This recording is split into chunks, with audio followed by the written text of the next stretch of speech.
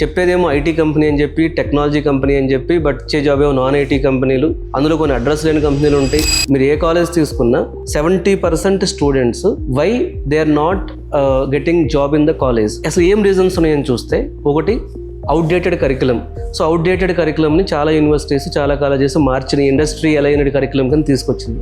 రెండు, faculty MTech అయి ఉండొచ్చు, కాకపోతే వాళ్ళు ఇండస్ట్రీలో గతంలో వర్క్ చేసిన ఎక్స్పీరియన్స్ లేకపోవటం. మూడవది, అసలు ఆ కాలేజ్కి ఇండస్ట్రీకి కనెక్ట్ చేసేటువంటి ఒక ప్లేస్మెంట్ ఆఫీసర్ కానీ, ఈవెంట్స్ కానీ, వర్క్షాప్స్ కానీ అలాంటివి ఏమీ లేకపోవటం. ఇంకొకటి ఎస్పెషల్లీ నాన్ ఐటీ కంపెనీలు. అంటే చెప్పేదేమో ఐటీ కంపెనీ అని చెప్పి, టెక్నాలజీ కంపెనీ అని చెప్పి, బట్ ఇచ్చే జాబ్ ఏమో నాన్ ఐటీ కంపెనీలు.